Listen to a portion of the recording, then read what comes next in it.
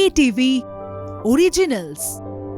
Welcome to colour bar. আমি দেবস্মিতা। শুরু করছি বিনোদন জগতের স্পাইসি লেটেস্ট খবর আর গসিপ নিয়ে এন্টারটেইনমেন্ট বুলেটিন কালার বার।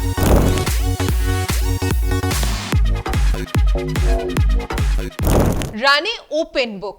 আমরা দুজনেই দুজনের কাছে কখনোই পারফেক্ট রোজি চেহারা তুলে ধরি না।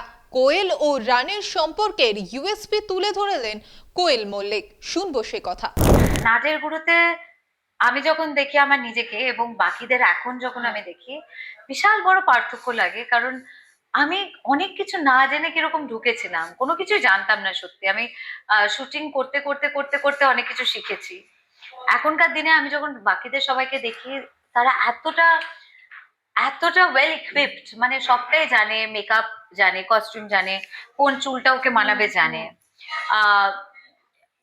ক্যামেরা অ্যাঙ্গেলস জানে, রাইট অ্যাঙ্গেল, লেফট অ্যাঙ্গেল, কোন সাইডটা নিলে ভালো হবে অ্যান্ড অল অফ দ্যাট। ওই জিনিসগুলো আমি একদমই কোনো কিছু জানতাম না।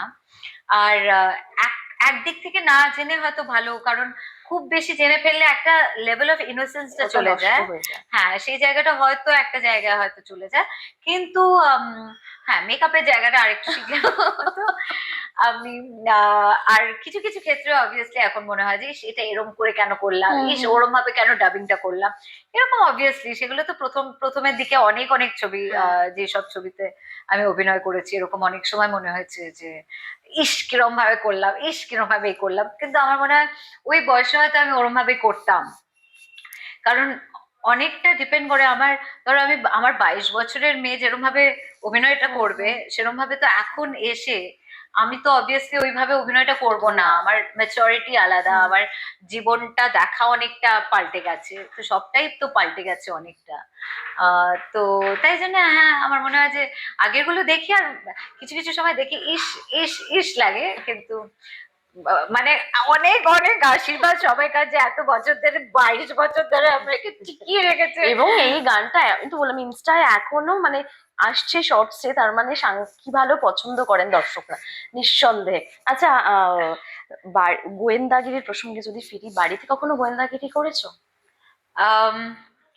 বাড়িতে গোয়েন্দাগিরি আমি না না না না, বাড়িতে গোয়েন্দাগিরি যদি কখনো করতে বলা হয় কি করবে বলো তো?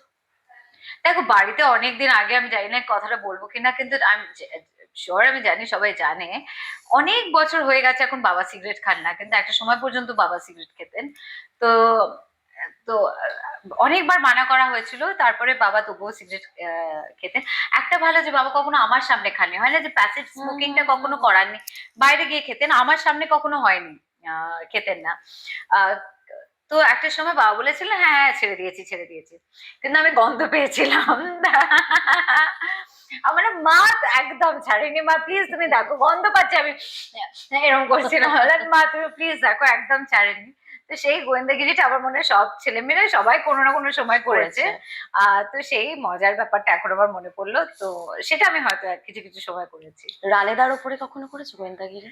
না, ও বড্ড বেশি ওপেন বুক, একটা হয় না একদম পরিষ্কার একটা ওপেন বুক, আলাদা করে খুব একটা বেশি যে দেখতে হবে যে কোন জিনিসটা পড়লো কোন জিনিসটা নয়, কি ওইসব জিনিসগুলো কখনো আমাকে মাথা ঘামায়নি। কারণ এই জন্য, কারণ আমাদের সম্পর্ক তো অনেক বছরের, আমার মনে হয় অনেক, মানে এখন তো আমার মানে হিসেবের বাইরে চলে গেছে সম্পর্কে গল্পটা, মানে এত বছরের সম্পর্ক। আর তবে থেকে যেহেতু আমরা দুজনেই এতটা বন্ধু ছিলাম, যে দুজন দুজনের না সব জিনিসটাই খুব ভালোভাবে জানি। আমার মনে হয় ধরো প্রেমিক প্রেমিকা যখন হয় প্রথম থেকে, যখন ফার্স্ট হয় না যে ইউ ক্লিক একজনের সঙ্গে, তখন কি হয়, তখন না জেনে বা আমি জানি না, হয়তো আননোয়িংলি যেটাকে বলে, যে সবাই সবাইকার বেস্টটা দেখানোর চেষ্টা করে। সেই জিনিসটা আমাদের কখনো হয়নি। বন্ধুরা যেরকম ভীষণ ট্রান্সপারেন্ট হয়, মানে আমি এরকম আমি এরকমই, আর ও দেখাচ্ছে আমি এরকম আমি এরকমই, সেই জিনিসটা মানে এরকম নয় যে আমরা দুজন দুজনের কাছে ভীষণ একটা একটা রোজি একটা চেহারা দেখাচ্ছি। তো সেটা আমাদের কখনো হয়নি বলেই হয়তো আলাদা করে কিছু ডিসকভার করতে হবে ওকে নিয়ে, সেরকম হয়নি। আমরা দুজনে একসঙ্গে বড় হয়েছি ইন্ডাস্ট্রিতে, কারণ ও তখন ইন্ডাস্ট্রিতে যথেষ্ট ইন্ডিপেন্ডেন্টলি ভালো কাজ করার চেষ্টা করছে, আমিও তখন ইন্ডিপেন্ডেন্টলি আমার নিজের দিক থেকে ভালো কাজ করার চেষ্টা করেছিলাম। তো তাই জন্য আলাদা করে বুঝতে হয়নি ওকে, মানে আমি ভীষণ ভালোভাবেই ওকে চিনি, আর ও আমাকে সেম আনসারটাই দেবে, আমাকে ভীষণ ভালো চেনে। তোমাদের সম্পর্কটা নিয়ে কখনো এইভাবে জিজ্ঞেস করা হয়নি। যদি জিজ্ঞেস করি যে তোমাদের দুজনের সম্পর্ক টিকিয়ে রাখার একটা মূল মন্ত্র থাকে, তো সেটা কি? একটা ওয়ার্ড। রেসপেক্ট আর লয়্যালটি, দুটো মিলিয়েই আমাদের একটা, আমার মনে হয় একটা ভীষণ দরকার। সেটাই আমার মনে হয় সব থেকে দরকার একটা সম্পর্ক টিকিয়ে রাখার জন্য। আমার মনে হয় মানে লাভ বা ভালোবাসার জায়গাটা সবাই ভীষণ ওভার ইউজ করে। সম্পর্ক টিকিয়ে রাখার জন্য অনেক ভালোবাসা দরকার, সেই ভালোবাসা থাকতেই হবে, কিন্তু সম্মানটা ভীষণ বেশি থাকা দরকার, সম্মানটা ভীষণ থাকা দরকার। আর বিশ্বাসের জায়গাটা আমার মনে হয় ভীষণ দরকার, ওই জায়গাটা না থাকলে আমার মনে হয় সম্পর্ক রাখাটা ঠিক যায় না। ফের ভক্তদের হৃদয় ঝড় তুললেন সুপারস্টার দেব। মুম্বাই থেকে পোস্ট করলেন ছবি। বহুতলের জানালা থেকে ঢুকে আসছে এক চিলতে রোদ। সেই রোদে গায়ে মেখে ইনস্টাগ্রামে ছবি পোস্ট করলেন টলিউড স্টার। পোস্ট করার সঙ্গে সঙ্গেই রীতিমতন ভাইরাল সেই ছবি। দেখে নেব সেই ছবির ঝলক। নতুন লুকে দেবকে দেখে চোখ ছানা পড়া ভক্তদের।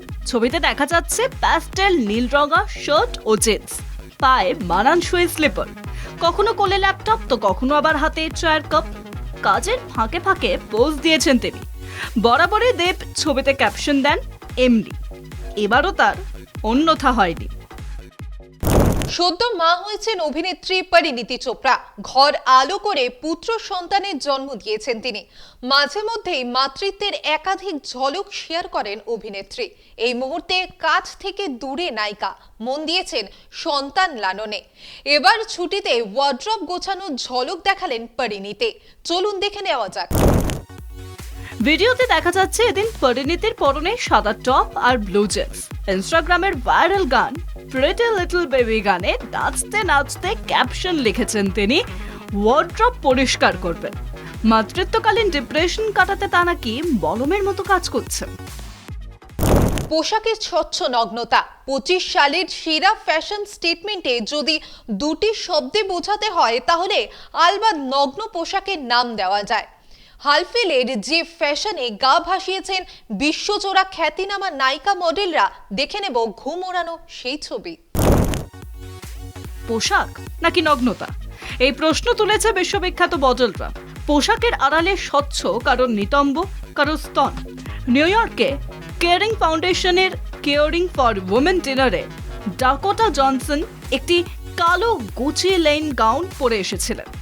ফ্যাশন স্টেটমেন্টে থেকেও নজর কাড়ে মডেল নায়িকার স্বচ্ছ পোশাক। নেটের ফুলেল পোশাকে অন্তরালে স্বচ্ছ অন্তর্বাসের উপস্থিতি আর উন্মুক্ত শরীরী ভাষায় ভক্তদের ঘায়েল করেন ডাকোটা জনসন। ডুয়া লিপা ডিস্কো বলের জন্য বিশেষভাবে ডিজাইন করা একটি কালো নেটের গাউন পরেছিলেন। নেটের অন্তরালে তার শরীরী বিভঙ্গ আর স্পষ্ট নিতম্ব ঝড় তুলে দিয়েছিল। মেট গালায় প্রথম পা রেখে নগ্ন ফ্যাশনে নজর কেড়েছিলেন লেসা। মেন্স ওয়ার স্টাইলের তৈরি এই পোশাকের উপরের অংশ সিকুয়েল ব্লেজার হলেও নিচের অংশে অন্তর্বাস আর নেটের লেগিংস ছিল। 2025 সালে যদি কোনো সেলিব্রিটিকে নগ্ন পোশাকের ট্রেন্ড সেটার বলা হয় তাহলে ক্রিস্টিয়ানা কাওয়ান কালেকশনের সিলভার চেইন মেল গাউনে ঝড় তুলেছিলেন নায়িকা। যে পোশাকে স্পষ্ট ফুটে উঠেছিল তার স্তনবৃন্ত এবং প্যান্টি। জুয়ে ক্র্যাভিটেজ 2025 সালের ভ্যানিটি ফেয়ার অস্কার পার্টিতে সেন্ট লরেন্ট গাউনে লাল গালিচায় সকলকে মন্ত্রমুগ্ধ করেছিলেন, যেখানে লম্বা দৈর্ঘ্যের পোশাক থেকে উঁকি দেওয়া নিতম্ব।